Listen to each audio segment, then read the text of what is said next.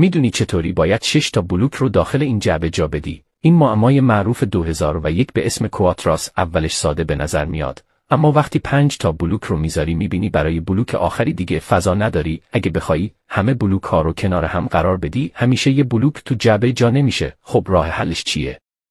باید یه حقه جالب بزنی. کاری باید کنی اینه: اول یک بلوک رو افقی بذار و به سمت راست جعبه هلش بده. یکی دیگه رو به همون طوری و به همون روش روی بلوک قبلی بذار و یکی از بلوک ها رو قایم قرار بده و به سمت چپ جعبه هلش بده. حالا مشکل اینجاست که وقتی 4 تا بلوک رو بذاری دیگه نمیتونی بقیه رو جا بدی. الان باید فکر کنی که چجوری بقیه بلوک ها رو حرکت بدی تا فضا باز بشه. کاری نداره 2 تا بلوک سمت راست رو به سمت بالا ببر، یکی از بلوک ها رو بیار به سمت چپ، بلوک دیگه رو هم باز به سمت بالا ببر، سپس اون بلوک رو به سمت راست هلش بده. در نهایت یه بلوک دیگه رو بذار و به پایین حرکتش بده. حالا به راحتی برای آخرین بلوک فضا هست.